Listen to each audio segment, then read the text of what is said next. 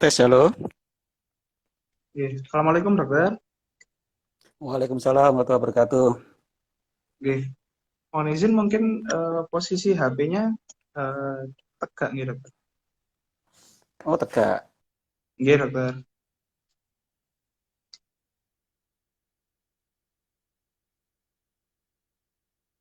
Oke, Alhamdulillah. Sampun sakit ya dokter. Ya, mulai? Oke, baik dokter. Oke, mohon izin untuk saya mulai ya dokter. Ya, silakan. Oke.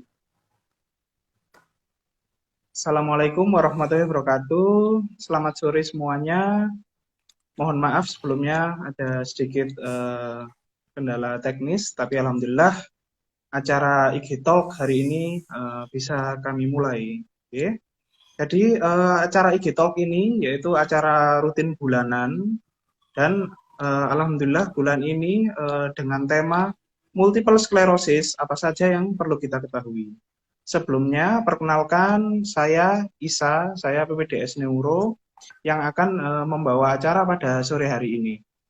Nah, dalam acara sore hari ini kita mendatangkan narasumber yang cukup istimewa, yaitu Dr. Badrul Munir, spesialis saraf konsultan dengan eh, dari bagian konsultan neuroimunologi dan neuroinfeksi.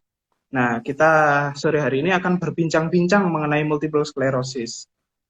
Oke, selamat sore, Dr. Badrul. Selamat sore, Assalamualaikum. Mohon maaf, ada sedikit problem teknis. Selamat sore, sehat semua. Oke, alhamdulillah, dokter, sehat, dokter. Oke, sebelum kita mulai, izin untuk membacakan CV dari Dr. Badrul, ya, dokter. Ya, Oke, Dr. Badrul Munir singkat ini aja ya. Ya. Ya, baik dokter. Dokter Badrul Munir ini yaitu dokter spesialis saraf konsultan. Beliau ini lahir di Gresik tanggal 10 September 1974, menempuh pendidikan S1 di Universitas Brawijaya, kemudian dilanjutkan spesialis di Universitas Airlangga. Dan Dokter Badrul ini merupakan staf pengajar di bagian neurologi RSUD Dr. Saiful Anwar ya di Fakultas Kedokteran Universitas Brawijaya. Nah, jadi tidak perlu berlama-lama lagi, kita mulai saja ya para pemirsa.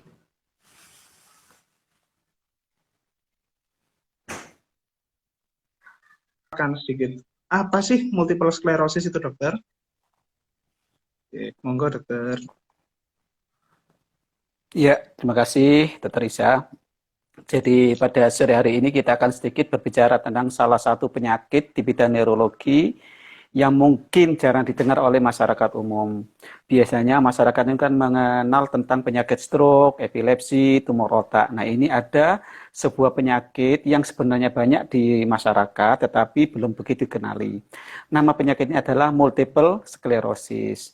Nah, multiple sclerosis itu adalah suatu penyakit kalau kita lihat kata-katanya ada dua kata, satu multiple, satu sklerosis. Multiple itu banyak, artinya sklerosis itu kekakuan saraf. Jadi multiple sklerosis adalah suatu penyakit kekakuan saraf yang disebabkan oleh penyakit autoimun. Dan penyakit ini sifatnya adalah kronik, artinya sudah mengenai dalam jangka panjang. Sebenarnya kejadian ini cukup banyak, saudara-saudara sekalian, cukup banyak, tetapi kadang-kadang orang tidak mengetahui kalau dia itu suatu penyakit multiple sclerosis. Sehingga dia datang ke rumah sakit atau ke dokter itu multiple sclerosisnya sudah dalam kondisi yang agak lama. Nah, pada kesempatan kali ini mari kita sama-sama mengenal tentang penyakit multiple sclerosis ini. Begitu, Dokter Rizal. Oke, terima kasih banyak, dokter Badrul. Kemudian ini multiple sclerosis ini kira-kira penyebabnya apa nggih, dokter? Ya, jadi banyak orang bertanya, dok, kenapa kok saya kena multiple sclerosis gitu ya. Sampai sekarang penyebab utamanya belum diketahui secara pasti, tetapi ada beberapa teori yang mendasari penyakit itu. Yang pertama adalah faktor genetik. Artinya orang-orang yang multiple sclerosis, kalau kita runtut ke atas, ke bapaknya, kakeknya, buyutnya, sampai ke atas itu, kemungkinan mereka punya genetik multiple sclerosis. Itu yang pertama. Yang kedua adalah lingkungan, ya, lingkungan. Jadi lingkungan itu pada orang-orang yang tinggal di daerah subtropis, di daerah Eropa atau di Amerika, mereka ternyata banyak mengalami multiple sclerosis daripada orang di daerah tropis karena kekurangan vitamin D. Bersyukur kita di Indonesia ternyata vitamin D, sinar matahari sangat bagus untuk vitamin D sehingga angka kejadian di negara tropis lebih rendah daripada di subtropis. Yang ketiga adalah infeksi. Jadi pada orang-orang yang multiple sclerosis biasanya didahului oleh infeksi dulu sebelumnya, yaitu infeksi pada virus.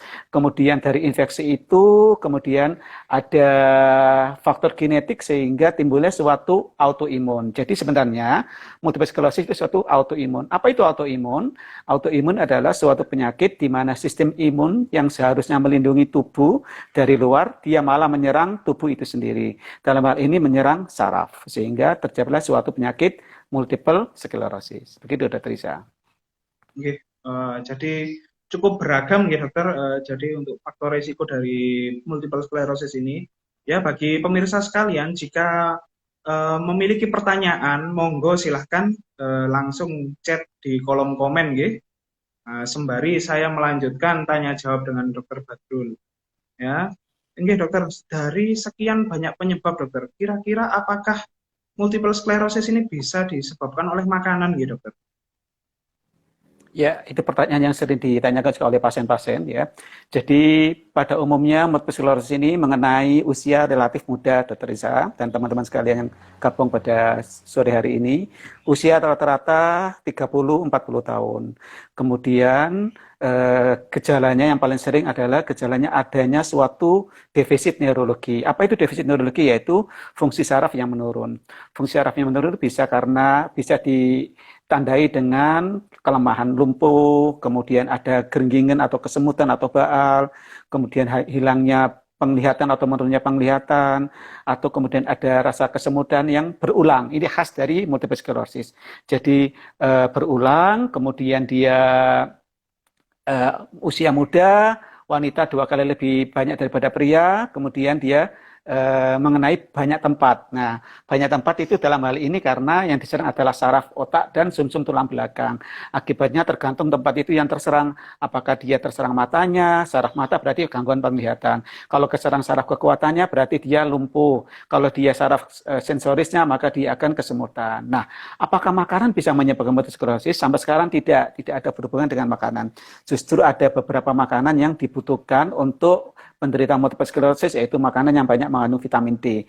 Ini mirip-mirip dengan penyakit COVID ya. Sekarang COVID kan banyak orang yang mengkonsumsi vitamin D. Hal yang sama dengan dengan multiple sclerosis karena dengan konsumsi vitamin D yang cukup maka sistem imun kita akan lebih terjaga dan lebih baik untuk melawan penyakit autoimun itu sendiri. Jadi makanan tidak ada yang menyebabkan, tetapi ada beberapa makanan yang bisa membantu untuk memproses penyembuhan dari pemulihan dari penyakit multiple sclerosis. Terima kasih dokter. Berarti kita harus banyak-banyak konsumsi makanan yang mengandung vitamin D, ya dokter. Kemudian dokter, untuk multiple sclerosis salah satu cara. Dokter, salah satu cara. Jadi untuk multiple sclerosis ini apakah penyakit yang dapat diturunkan, ya dokter? Ya, jadi salah satu penyebabnya adalah faktor genetik. Jadi kalau orang yang mempunyai orang tua atau keturunan yang punya penyakit multiple sclerosis, maka dia berpotensi lebih besar daripada yang tidak punya multiple sclerosis. Beberapa penelitian mengatakan anak laki-laki cuma sekitar 1% atau yang 2%.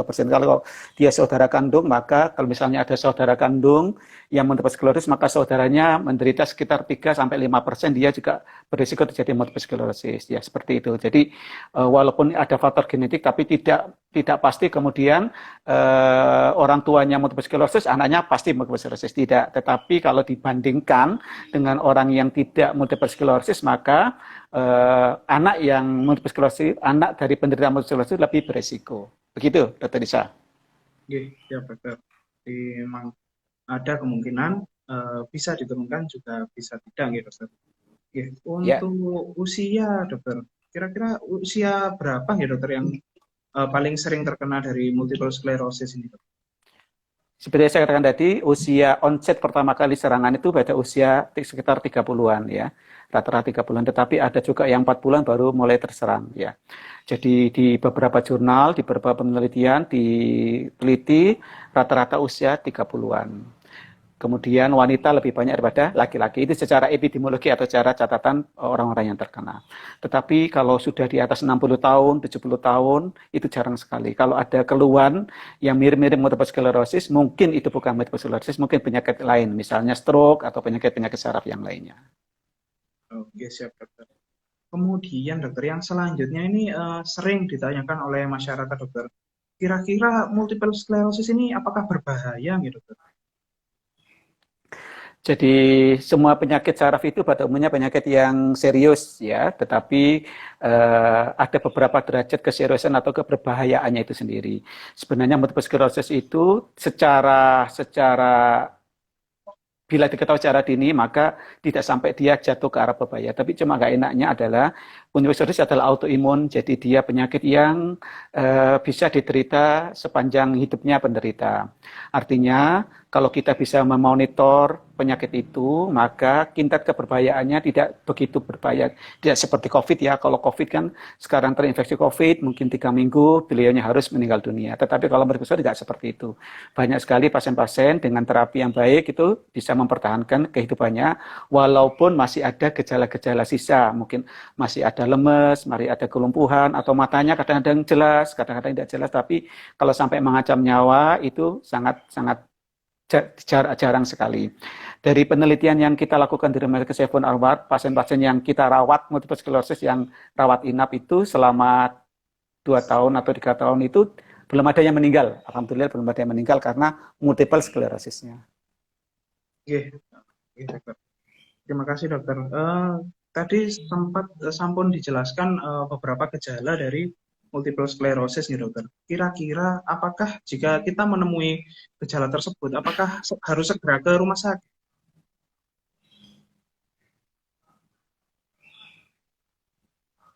Ya, jadi bagi pemirsa sekalian penting untuk mengetahui gejala apakah ini multiple sclerosis atau bukan ya. Nah, gejala yang paling sering itu adalah kelemahan. Itu yang pertama. Kelemahan bagaimana? Jadi tiba-tiba dia lumpuh, tapi kelemahannya ini sifatnya membaik ya. Jadi kalau stroke itu begitu lemah, biasanya lama sekali pemulihannya. Tetapi kalau multiple sclerosis itu ada kelemahan yang ganti-ganti. Misalnya dia lemah tubuh sebelah kanan. Dalam 2 bulan sembuh, sembuh hampir sempurna, tiba-tiba dia serangan lagi lemah sebelah kiri. Nah, itu hati-hati kalau ada kelemahan yang berulang, kemungkinan itu tanda suatu multiple sclerosis. Yang kedua, yang seringkali adalah gangguan penglihatan. Loh, kenapa ya mata saya kok kabur ya? Kemudian dibawa ke dokter mata, kata dokter matanya, oh ini nggak apa-apa ini, tidak ada min, tidak ada katarak dan sebagainya. Nah, kaburnya itu juga sifatnya hilang timbul, kabur, kemudian membaik, kemudian bisa kabur lagi, ya. Nah, itu tanda-tanda seperti itu. Atau kemudian ada tebel atau baal, misalnya pipinya baal, separuh pipi baal, kemudian hilang, besok lagi baalnya pindah ke tangan, hilang, dan itu sifatnya yang sedikit menetap, tapi kemudian dia ada perbaikan. Uh, Kalau ada gejala-gejala seperti itu, bisa juga ada gangguan koordinasi ya, jadi jalannya sempoyongan kalau dia mengenai multiple sclerosis di otak kecil yang mengatur keseimbangan. Jadi diwaspadai kepada para pemirsa sekalian, kalau ada pada usia muda, 30-an, wanita usia muda, kalau ada gejala-gejala yang saya sebutkan secara berulang, maka seyogyanya Anda segera ke dokter spesialis saraf untuk ditentukan apakah ini multiple sclerosis atau bukan. Ada beberapa penyakit yang mirip-mirip dengan multiple sclerosis. Misalnya stroke, ya stroke itu mirip dengan multiple sclerosis. Bagaimana bedanya? Nanti dokter yang akan memeriksa apakah ini multiple sclerosis apa stroke. Tetapi biasanya kalau stroke itu sifatnya menahun, jadi begitu kena lumpuh, di lama sekali ya baru sembuh. Tetapi kalau multiple sclerosis itu hilang timbulnya cepat ya. Tetapi ada stroke yang ringan, stroke kecil karena pembuluh darah kecil yang tersumbat terus kembali lagi juga mirip-mirip seperti multiple sclerosis. Jadi dia lumpuh, kemudian dia sehat lagi. Nah, untuk memastikan itu dokter akan melakukan beberapa pemeriksaan dan dilakukan pemeriksaan radiologi, misalnya dilakukan MRI dan seterusnya dan seterusnya.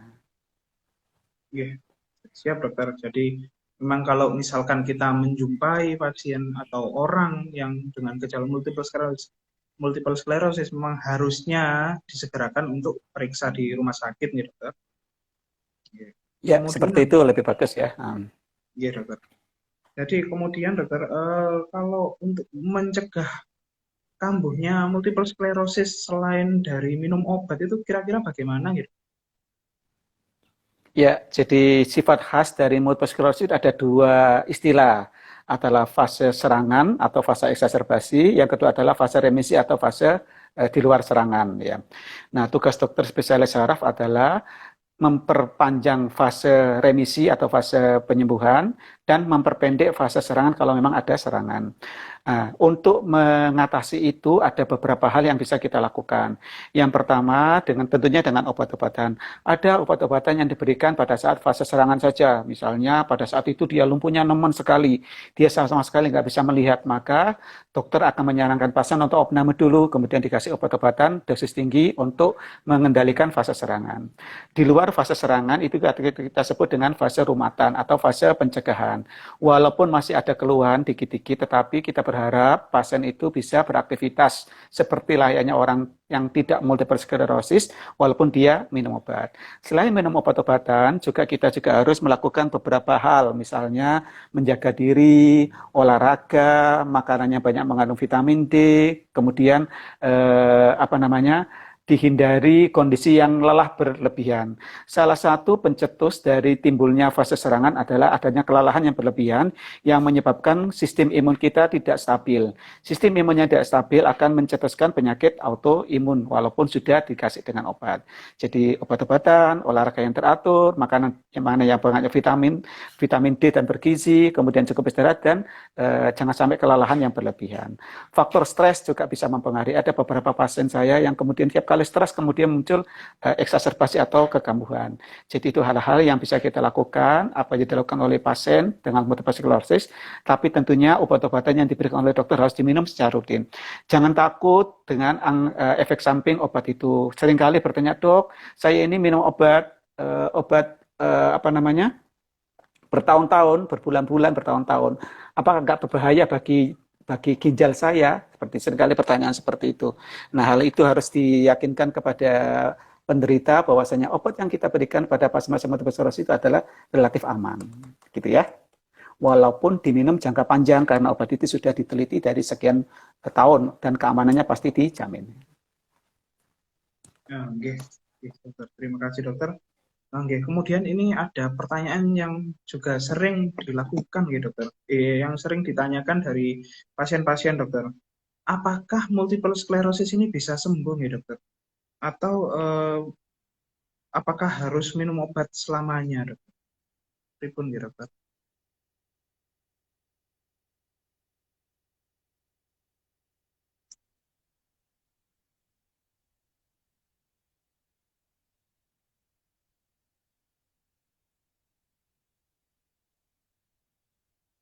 Oke, mohon maaf sepertinya ada kendala sinyal. Izin untuk saya coba hubungi dokter Badrul kembali.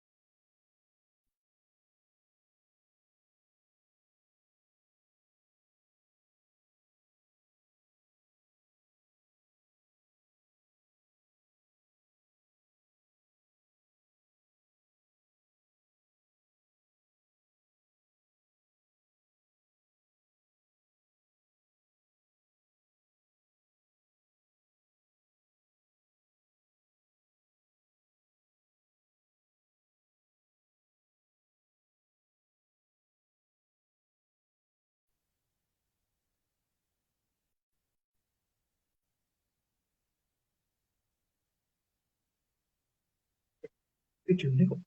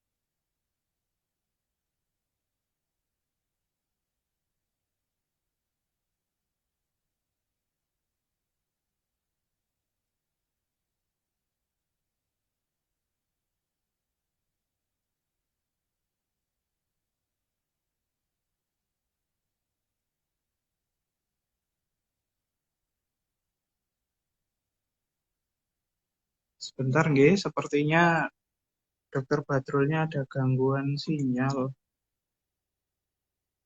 Saya coba hubungi beliau kembali nggih.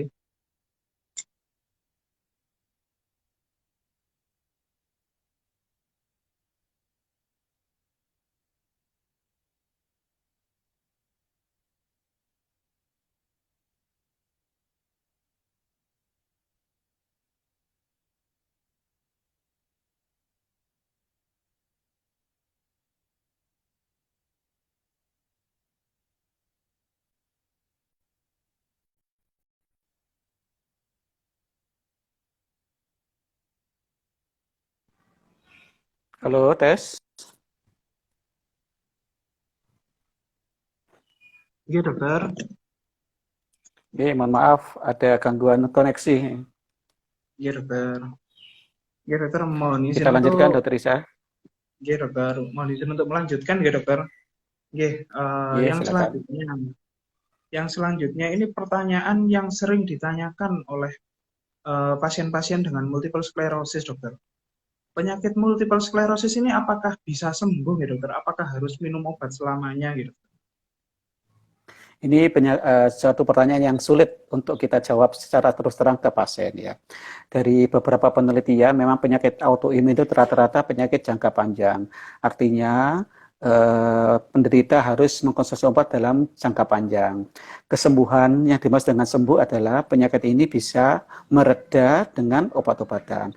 Ada beberapa pasien itu yang sistem tubuhnya itu semakin membaik sehingga obat-obatnya sangat minimalis, bahkan tidak minum obat sendiri. Tapi kemudian banyak di antara mereka yang harus minum obat sepanjang jangka panjang ya. Nah, sembuh itu adalah artinya gejala multiple sclerosisnya itu berkurang, matanya bisa melihat, orangnya bisa berjalan, bisa beraktivitas seperti biasa, dia bisa kerja dan seterusnya, bisa kuliah dan seterusnya, walaupun dia harus minum obat dengan catatan obat itu dengan dosis yang seminimal mungkin. Ada pasien saya yang dia multiple sclerosis dari S1 sampai sekarang dia lulus S2, bahkan sekarang mau mendaftar S3, walaupun dengan suatu multiple sclerosis. Artinya, walaupun kita memberikan suportif ke pasien, jangan putus asa dengan penyakit ini. Penyakit ini tidak berbahaya kalau kemudian ditangani dengan baik, gitu ya. Oh, nggih, Dokter. Berarti memang harus sabar dan telaten ya, Dokter, dalam tata laksana dari multiple sclerosis ini sendiri. Jadi tidak boleh putus asa ya, Dokter. Betul, karena kadang-kadang pasien itu sudah jenuh ya dok, saya tiap bulan harus ketemu dokter Badrul atau dokter Isa di Poli, belum ngapain antrinya dan sebagainya. Sesungguhnya itu adalah cara satu upaya pengobatan. Yang penting pasien bisa beraktivitas sehari-hari, bisa uh, berkegiatan seperti orang yang normal, walaupun dia harus minum obat. Dan obatnya pun kalau sudah kondisinya membaik, obatnya akan kita kurangi dosisnya pelan-pelan. Sesungguhnya pengobatan multiple sclerosis di Indonesia masih tidak sebaik di luar negeri. Kalau di luar negeri obat-obatan itu ditanggung oleh asuransi nasional mereka, sehingga mereka bisa menggunakan obat-obatan terbaik. Tetapi di Indonesia ada beberapa obat-obatan yang harus tidak ada dan harus beli sendiri, kalau pembersih terlalu mahal ya, seperti itu.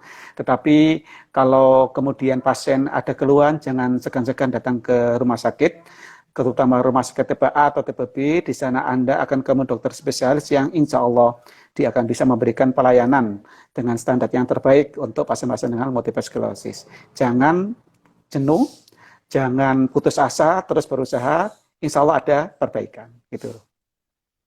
Oke, siap, Dokter. Ini sudah lumayan banyak, Dokter, pertanyaan yang kami catat, Dokter. Mungkin langsung masuk ke sesi tanya jawab yang dari audiens, nih, Dokter. Monggo, silakan. Oke, siap, Dokter. Dari Lidianti Astika, makanan apa yang mengandung ide, Dokter? Kira-kira makanan apa saja, Dokter?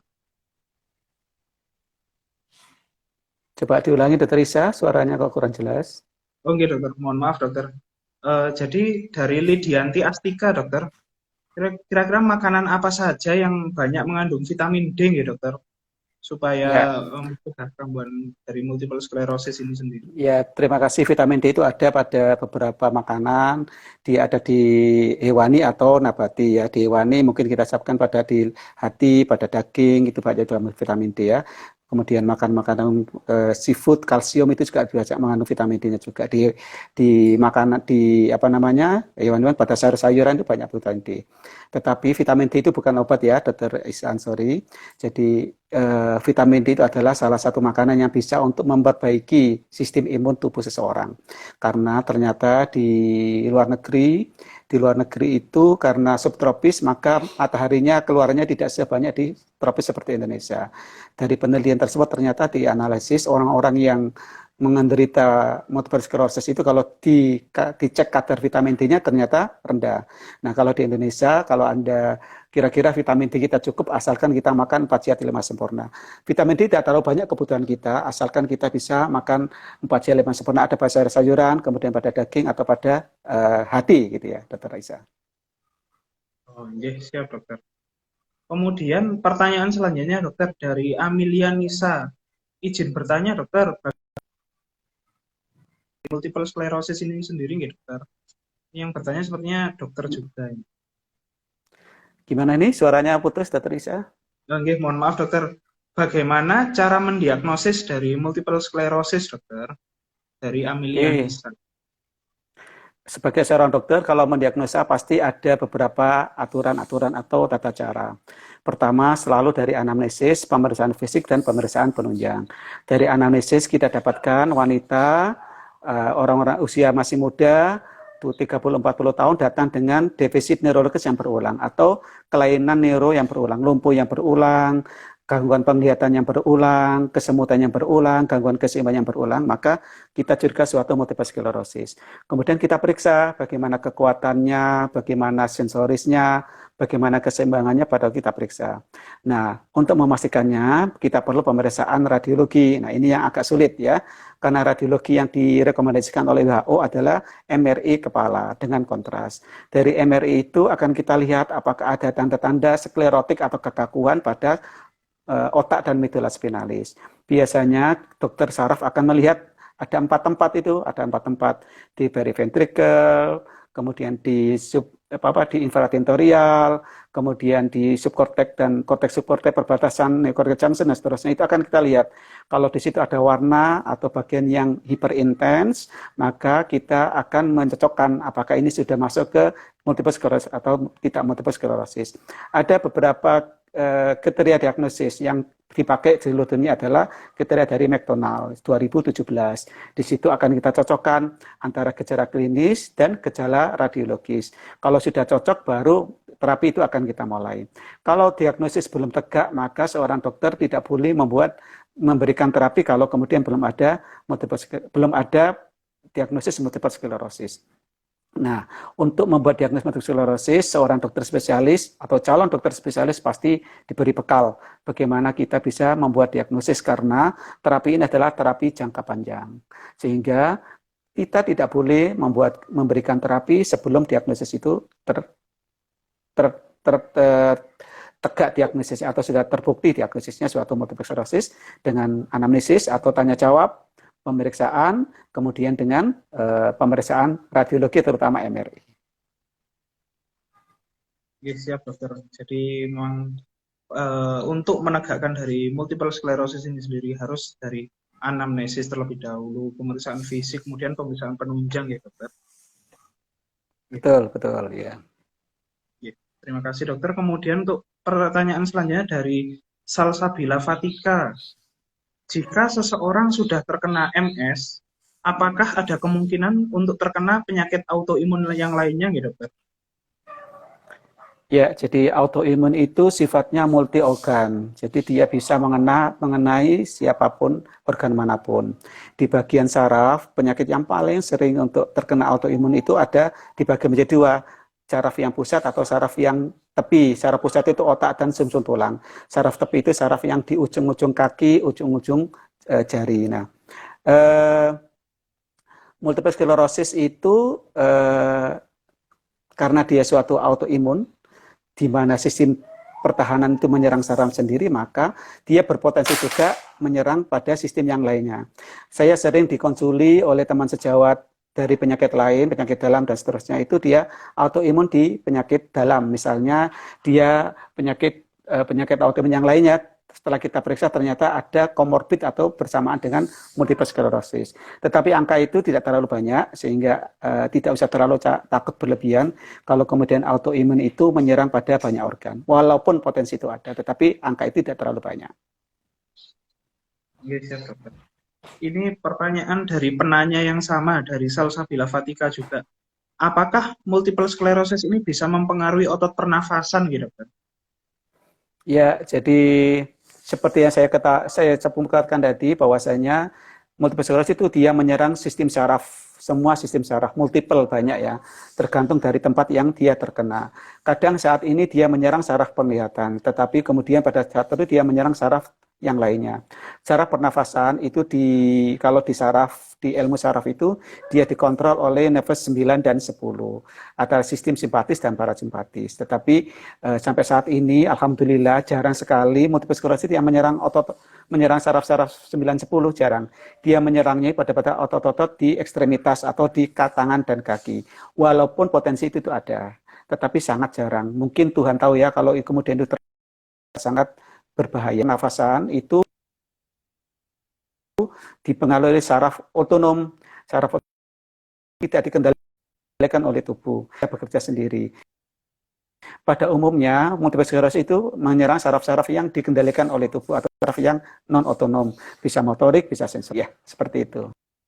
Tetapi kalau multiple sclerosis itu menyerang sumsum tulang di bagian kita menyebut dada atau torakal, maka dia berpotensi menyerang otot-otot pernafasan. Kemudian untuk dari penanya yang lain, dari Amla Syaraf, apakah ada pantangan makan ya dok kalau misalkan seorang pasien ini terdiagnosis multiple sclerosis? Makanan tidak ada yang apa istilahnya itu yang menyebabkan perparahan dari multiple sclerosis. Masyarakat selalu bertanya, pasien selalu bertanya, dok, apakah makanan yang boleh apa nggak boleh? Semua makanan untuk sklerosis rasanya boleh kalau dia tidak ada penyakit yang lainnya. Misalnya, kalau dia nggak ada kencing manis, maka makanan yang mengandung gula pun diperbolehkan. Dan tidak ada makanan yang sampai saat ini yang terbukti bahwasanya dia bisa menyebabkan terjadinya kekambuhan pada multiple sklerosis. Oke, siap dokter. Kemudian ada pertanyaan dari Fatma Free. Berapa lama nggih dokter untuk pengobatan dari MS ini sendiri? Dan bila obat diminum terus-menerus, apakah ada efek sampingnya dokter? Ya, ini pertanyaan yang sering ditanya pasien-pasien kalau dia kontrol ke poli kita. Dok, sampai kapan saya harus minum obat? Jadi begini teman-teman sekalian, multiple sclerosis itu penyakit autoimun. Dia harus dikendalikan supaya sistem imunnya tidak menyerang saraf itu sendiri. Dan cara mengendalikannya adalah dengan obat-obatan. Obat-obatan itu ada dua, obat-obatan yang diminum pada saat serangan, jadi kalau pas dia kambuh itu ya, misalnya obat-obatan metilprednisolon misalnya seperti itu ya, atau dengan plasmafaresis, atau dengan obat-obatan IVIG itu diberikan pada saat serangan yang sangat parah. Di luar serangan itu kita bisa untuk mengontrol supaya dia tidak terjadi serangan ulang.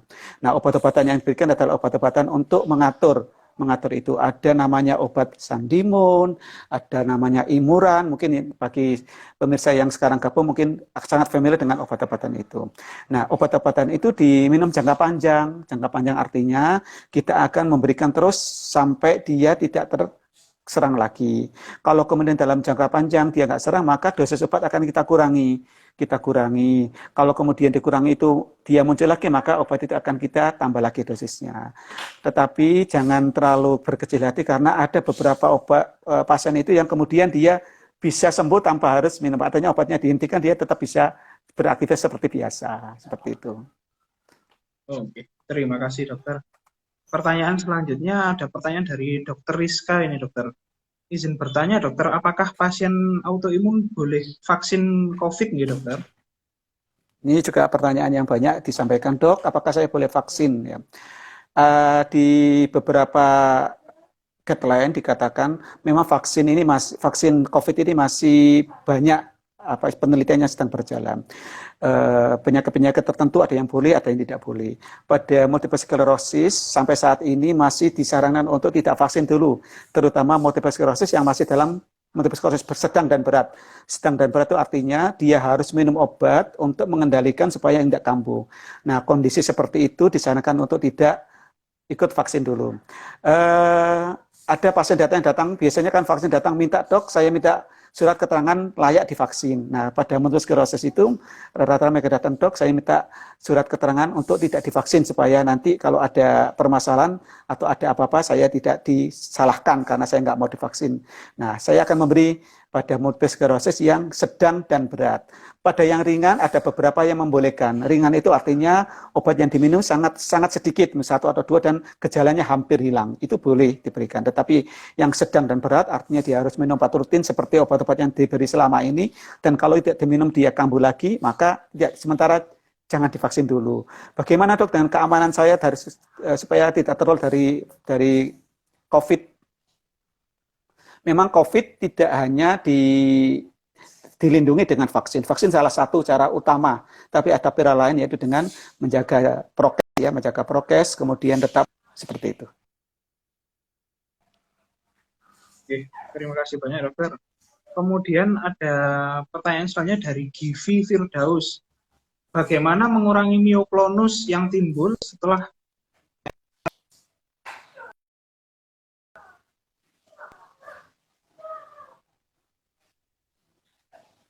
Ya, salah satu yang sangat mengganggu pasien adalah adanya kekakuan atau bisa terjadi klonus atau bisa terjadi nyeri yang berlebihan akibat gerakan motor atau gerakan otot yang kaku itu. Kita selalu memberikan tujuan adalah memperbaiki kualitas hidup penderita multiple sclerosis dengan cara mengurangi kekakuan atau klonus atau apapun namanya itu. Caranya bagaimana? Fisioterapi bisa kita lakukan. Ada beberapa obat pelemas otot yang bisa kita berikan di sana. Tapi semuanya itu adalah kita lebih mengarah pada bagaimana mengobati pusatnya, yaitu pusat dari multiple sclerosis itu, yaitu mengendalikan supaya autoimun tidak terlalu reaktif, tidak terlalu menyerang sarafnya dengan obat-obatan yang diminum sehari-hari. Nah, kekakuan itu bisa dikurangi juga dengan stretching sendiri oleh penderita. Kalau sangat berat, kita akan konsultasikan ke bagian rehab medik untuk dilakukan fisioterapi secara bertahap untuk mengurangi kekakuan. Dan kekakuan itu yang seringkali menyebabkan nyeri yang berlebihan sehingga kualitas hidup penderita. Kadang-kadang penderita bilang gini, dok, saya kalau jalannya tidak begitu cepat nggak apa-apa, tapi saya tidak nyeri dan tidak kaku. Itu sangat mengganggu. Nyeri pada orang multiple sclerosis itu sekitar 30-40%. Jadi hampir setengahnya itu dengan nyeri. Nah, tugas kita adalah mengendalikan supaya nyerinya tidak terlalu nemen, kakunya juga terlalu nemen, tidak terlalu berlebihan, dan tetap mengontrol supaya penyakit itu tidak hiperaktif. Seperti itu ya, dengan obat-obatan, fisioterapi, rehabilitasi, dan seterusnya. Bahkan bisa juga kita injeksi, obatan injeksi ya, namanya botok atau botulinum toksin itu kita injeksi untuk mengurangi kekakuan. Ada beberapa obat yang cukup diminum pil, tapi kalau terpaksa bisa dilakukan injeksi. Ya dokter, ini ada pertanyaan yang bisa disambung dari Fatma Free 28. Apakah ada rehabilitasi khusus gitu dokter untuk multiple sclerosis ini? Ya memang sebenarnya pengobatan multiple sclerosis itu adalah multidisiplin dan multi interpersonality. Tidak bisa kemudian hanya satu saja. Kita selalu bekerja sama, berkolaborasi dengan disiplin ilmu yang lainnya. Salah satunya adalah dengan rehabilitasi dan fisioterapi. Dan bagaimana cara merehabilitasi dan rehabilitasi tergantung dari masalah apa yang muncul pada saat kita dapatkan pada penderita multiple sclerosis. Ada kalau dia masalah kelumpuhan, maka rehabilitasinya adalah bagaimana menguatkan kekuatan otot. Kalau dia masalah keseimbangan, bagaimana rehabilitasi mengatur keseimbangan supaya dia lebih baik. Kalau masalah kekakuan, berarti kita mengurangi kekakuan dengan beberapa multimodal atau modal-modal yang kita punya, baik di neurologi dengan obat-obatan atau dengan rehabilitasi dengan fisioterapi khusus. Memang ada fisioterapi khusus, itu ada tergantung dari masalah apa yang kita dapatkan pada pasien itu sendiri. Karena Walaupun sama-sama multiple sclerosis, permasalahannya muncul, gejalanya muncul, dan penderitaannya muncul itu berbeda-beda. Ada yang muncul dengan gangguan penglihatan, jadi seolah-olah dia nggak bisa melihat. Tapi ada yang datang dengan muncul dengan nyeri. Dan nyeri itu yang menyiksa tiap malam. Ada yang datang dengan kelumpuhan. Kelumpuhan itu yang mengganggu aktivitas. Tentunya ada terapi-terapi khusus, baik terapi dalam bentuk pengobatan farmakologis maupun terapi dalam bentuk non-farmakologis kalau yang dilakukan rehabilitasi medis. Seperti itu, Teresa. Oke, terima kasih banyak dokter. Kemudian ini ada pertanyaan selanjutnya dari Yemi Dian. Maaf dok, saya mau bertanya. Di penjelasan tadi ada disebutkan bahwa wanita itu lebih sering terkena dokter. Itu kira-kira mengapa nih dokter? Data epidemiologi di seluruh dunia menyebutkan ternyata wanita lebih berpotensi terjadi multiple sclerosis 2 kali lipat daripada laki-laki. Secara penjelasannya secara genetik tidak ditemukan secara pasti, tetapi ternyata ada berhubungan dengan hormon-hormon kewanitaan dibanding hormon laki-laki. Kita tahu hormon selain masalah seks ya, masalah genetik yang dimana ada beberapa penyakit yang memang cenderung menyerang pada laki-laki. Misalnya stroke gitu ya, stroke itu pada laki-laki. Ada yang cenderung pada perempuan. Nah, selain itu juga pengaruh hormonal. Ada perbedaan hormon antara hormon laki-laki dan hormon perempuan. Hormon laki-laki androgen, hormon perempuan estrogen dan progesteron. Perbedaan dua itu ternyata berkorelasi juga dengan angka kejadian multiple sclerosis, sehingga kebetulan Tuhan menciptakan multiple sclerosis itu lebih banyak diderita pada wanita. Tetapi jangan khawatir karena banyak penyakit yang menyerang pria. Misalnya serangan jantung itu pria, perokok itu jauh lebih banyak daripada perempuan. Prostat pun lebih banyak pria karena wanita nggak punya prostat. Seperti itu, Dr. Isya. Ya dokter, terima kasih banyak dokter. Ini sangat banyak pertanyaan yang masuk. Mungkin saya filter nih dokter. Ini ada pertanyaan dari Konita Reed. Apakah MS yang stabil sebaiknya harus rutin mengkonsumsi vitamin seperti mecobalamin gitu, dokter? Jadi pada yang stabil itu kita sebut dengan fase remisi atau fase di luar serangan. Fase remisi kita pertahankan selama mungkin supaya nggak terjadi fase serangan atau eksaserbasi atau flare istilahnya itu. Nah, salah satu caranya adalah kita memberikan obat-obatan untuk menekan autoimun. Mecobalamin itu diberikan dokter saraf karena seringkali pasien itu datang dengan keluhan adanya gangguan sistem saraf tepi. Misalnya dia merasa kesemutan, baal, yang merupakan efek samping atau komplikasi dari penyakit multiple sclerosis. Jadi, mecobalamin kalau memang diberikan oleh dokter spesialis saraf berarti memang itu dibutuhkan. Tetapi tidak semua orang yang dengan fase stabil itu harus minum mecobalamin.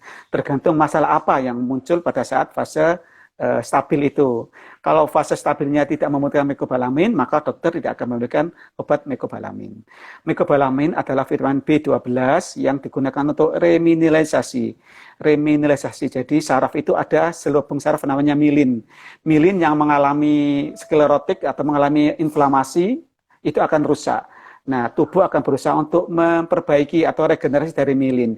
Nah, milin itu yang mengalami regenerasi disebut dengan remineralisasi. Vitamin mecobalamin itu membantu mempercepat proses remineralisasi atau fase penyembuhan. Tetapi saya katakan tadi bahwasanya kalau dokter memberikan berarti itu dibutuhkan. Kalau dokter tidak memberikan berarti saat itu masih belum dibutuhkan. Terhadap dengan pertanyaan pemberian mecobalamin. Baik dokter, terima kasih banyak dokter. Ini mungkin saya pilih 2 pertanyaan lagi nih dokter. Untuk monggo silakan. Ya. Siap dokter. Apa semua lemas badan itu tanda dari multiple sclerosis nih dokter? Bedanya dengan kecapean kira-kira apa nih dokter? Ya. Jadi kadang-kadang orang itu begitu mendengar multiple sclerosis maka seolah-olah penyakit yang saya sebutkan tadi, gejala-gejala itu kemudian pasti multiple sclerosis. Bukan ya. Jadi multiple sclerosis itu suatu penyakit yang ditandai dengan penurunan fungsi saraf yang berulang. Fungsi saraf berulang itu bisa kelemahan, jadi tiba-tiba dia nggak bisa jalan karena lumpuh separuh badan.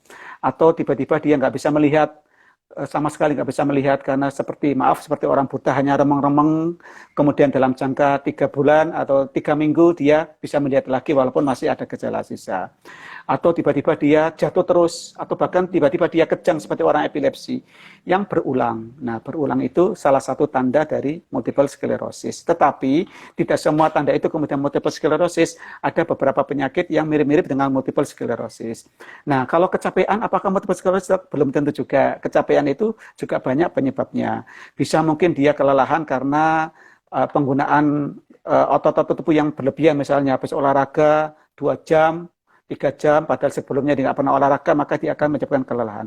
Prinsipnya, kalau kelelahan itu sifatnya sementara, tidak sampai ada kelumpuhan, dia bisa menggerakkan tangan, bisa menggerakkan kaki, maka insya Allah itu bukan multiple sclerosis. Tetapi kita waspadai kalau kemudian ada tiba-tiba lumpuh yang berulang, seperti orang stroke tapi berulang, usianya masih muda, tebel yang berulang, separuh badan, jadi mulai dari pipi, dada, kaki, tangan, sebelah kanan, tebel, dalam 2 minggu hilang, kemudian pindah ke sebelah kiri. Atau kemudian jalan kok tiba-tiba dia goyang terus, sampai dia harus terjatuh, maka segeralah periksa ke dokter untuk ditentukan apakah itu multiple sclerosis atau bukan. Seperti itu ya. Oke, baik dokter.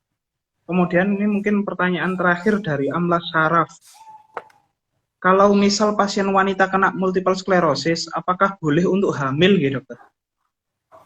Ya, ini juga pertanyaan yang sering ditanyakan pasien-pasien, dok, saya mau menikah, saya hamil. Bolehkah saya hamil? Seperti ya. Jadi, memang salah satu penyebab tertentu adalah kehamilan. Karena pada kehamilan itu akan terjadi perubahan sistem imun yang sangat bermakna. Tetapi, dokter saraf seluruh dunia mengatakan orang yang multiple sclerosis, kalau dia terkontrol, bisa atau boleh untuk hamil. Namanya manusia kan pasti pingin punya anak, punya keturunan. Jadi mereka punya boleh atau diperkenankan untuk hamil. Tetapi pada saat proses menjelang merencanakan kehamilan, sebaiknya kontrol ke dokter saraf konsultasi. Biasanya konsultasinya 2, ke dokter saraf dan dokter kandungan. Saya pernah punya pasien yang kemudian dia hamil dan alhamdulillah anaknya lahir dengan sehat sampai saat ini. Dan pada saat hamil dia tidak banyak mengeluh atau tidak banyak terjadi serangan. Kemudian, tapi juga ada pasien yang kemudian pada saat hamil terjadi flare atau serangan ulang. Dan tentunya tata laksananya akan sedikit berbeda kalau di luar kehamilan. Tetapi prinsipnya orang yang multiple sclerosis tidak ada halangan atau tidak ada halangan untuk hamil, asalkan satu, dia terkontrol, yang kedua, dia berkonsultasi dengan dokter yang menanganinya. Mungkin bisa datang ke Polisaraf, ketemu sama dokter Isa, ketemu sama dokter-dokter yang lainnya di sana. Dok, saya mau hamil, apa saja yang harus saya persiapkan, kira-kira obat apa yang saya siapkan, dan bagaimana hal-hal yang saya perhatikan selama saya menjaga kehamilan. Dan banyak tanya, dok, apakah anak saya juga multiple sclerosis, dok?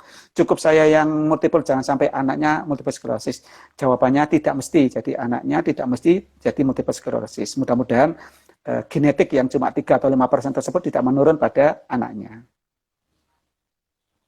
Oke, siap dokter.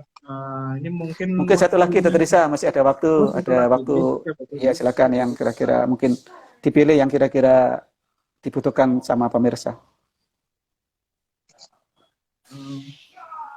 Ya dokter, untuk pertanyaan yang terakhir mungkin, kebetulan istri saya pasien dokter Badrul yang ada masalah di menstruasi. Itu kira-kira bagaimana ya dokter? Dari Sentosa Mandiri Malang.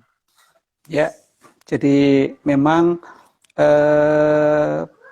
pengobatan multiple sclerosis sistem hormon perempuan ya.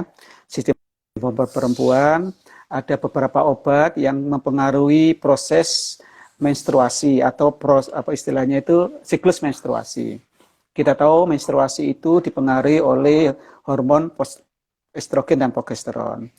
Kemudian ada beberapa obat pada orang-orang tertentu itu mempengaruhi kerja dari kedua hormon itu sehingga terjadinya dia tidak menstruasi atau amenorrhea atau dia tidak menstruasi lebih dari 3 bulan tapi dites hamil juga tidak hamil.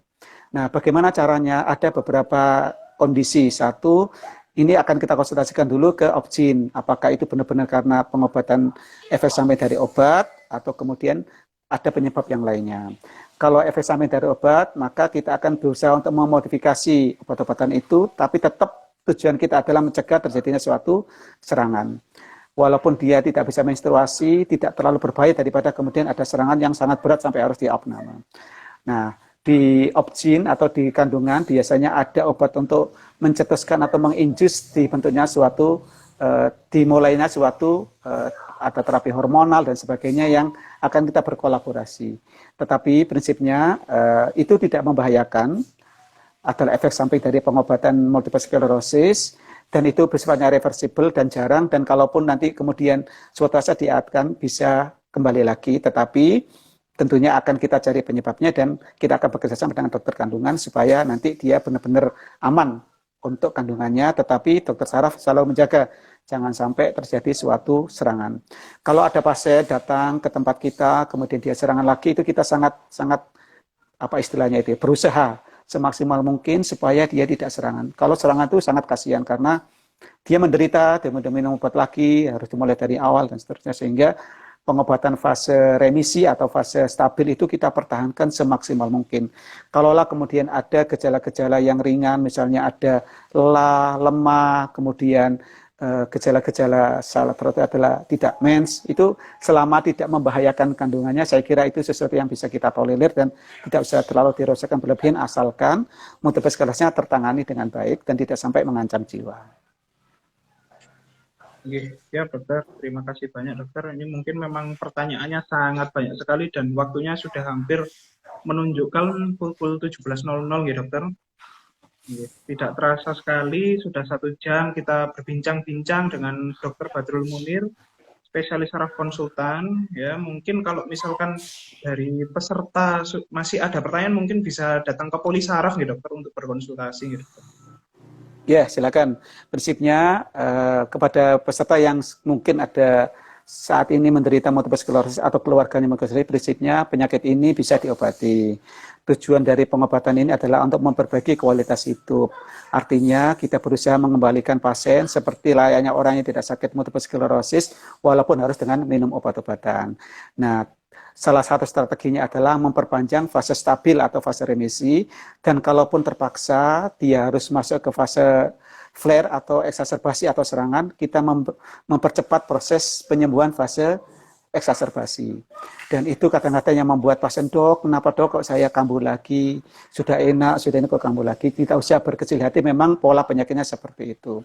Tetapi di beberapa penelitian dan beberapa pasien, ada yang benar-benar pasien itu bisa terkontrol dan dia bisa menikmati hidup atau menjalani hidup seperti orang yang tidak multiple sclerosis. Dia punya anak, dia bisa berkarya, ada yang pegawai bank, ada yang polisi juga ada yang orang-orang yang berkarir di tempat yang lain yang walaupun dia itu minum obat tetapi dia bisa berhidup berdampingan dengan multiple sclerosis. Sampai kapan dok saya harus minum obat? Pengobatannya jangka panjang, kalau kemudian dia gejalanya menurun akan kita turunkan dosisnya. Kalau gejalanya naik akan kita sesuaikan lagi dosisnya. Begitu. Jadi jangan berkecil hati, tetap berdoa karena penyakit ini adalah autoimun yang proses penyakitnya tidak diketahui secara pasti, di mana sistem pertahanan tubuh yang tiba-tiba dia berubah menjadi menyerang saraf. Dengan banyak berdoa, mudah-mudahan Tuhan Yang Maha Esa Allah Subhanahu Wa Taala menata lagi sistem imun penderita sehingga sistemnya menjadi normal dan tidak harus minum obat lagi setelah pengobatan sekian lama. Saya kira itu Dr. Isya. Terima kasih. Mudah-mudahan pertemuan kali ini memberikan manfaat, terutama bagi pasien-pasien saya, pasien-pasien dari Rumah Sakit Saiful Anwar yang selama ini rajin datang ke Polisaraf, terus berusaha. Ingatlah bahwasanya Tuhan itu menciptakan penyakit dengan obatnya. Tuhan pun selalu memberikan hikmah di balik penyakit yang diberikan kepada umatnya. Pasti ada manfaat atau hikmah yang bisa kita ambil. Mungkin dengan penyakit ini kita lebih bisa mengintrospeksi diri kita, bisa mendekatkan lebih dekat kepada Tuhan, dan bisa mensyukuri nikmat-nikmat yang selama ini sudah kita rasakan. Saya kira itu Dr. Isya. Tetap semangat, mudah-mudahan Allah memberikan perlindungan kepada kita. Terima kasih banyak Dr. Badrul. Semoga sharing dari Dr. Badrul ini bisa bermanfaat bagi semua, bisa bermanfaat di dunia dan akhirat, gitu, dokter. untuk semuanya. Jangan lupa tetap patuhi protokol kesehatan, jangan lupa jaga jarak, mencuci tangan, dan hindari kerumunan. Insya Allah acara Neo in Talk ini akan diadakan rutin setiap bulannya, jadi stay tune ya di Instagram PPDS Neuro FKUB. Terima kasih Dr. Badrul, izin untuk saya akhiri ya dok. Oke, Monggo, monggo. Terima kasih. wassalamualaikum warahmatullahi wabarakatuh. Waalaikumsalam warahmatullahi wabarakatuh. Terima kasih dokter.